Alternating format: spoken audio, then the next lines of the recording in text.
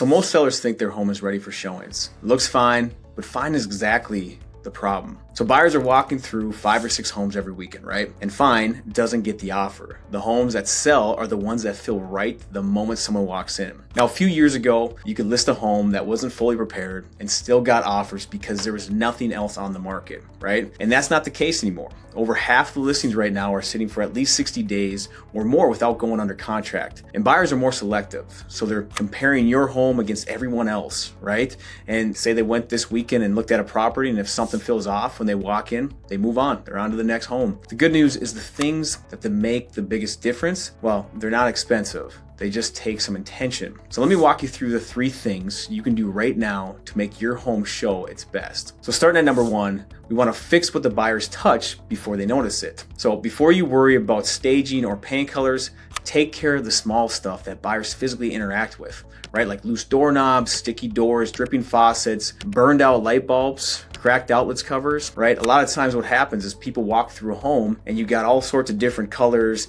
and different lighting throughout the home, and you want to be very consistent with that. So buyers will test things when they walk through a home as well, right? They flip on switches, they turn on faucets, and they open cabinets. And when the small things are broken, buyers assume the big things are too. These are cheap, right? Fast fixes that completely change how your home is perceived. So a home that feels well maintained gives buyers a reason to keep looking. A home that feels neglected, well, that gives them a reason to leave, right?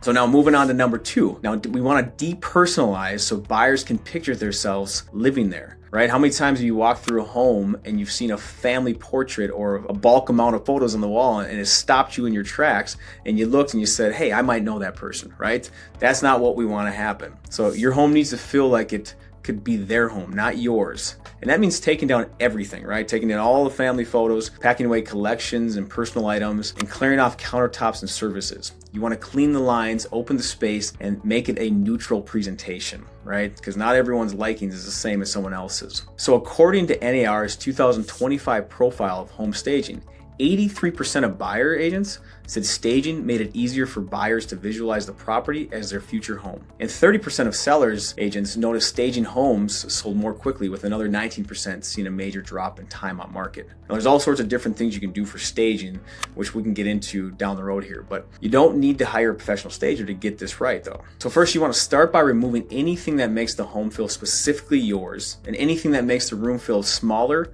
or cluttered. Think model home, right? So clean, bright, open, that's the target. Less is more. Always remember that. And now moving on to number 3. Now building a 15-minute showing routine and then sticking to it, which is very, very key. So now you might have maybe 10, 20, maybe even 30 showings before you get an offer. And you can't do a deep clean every single time.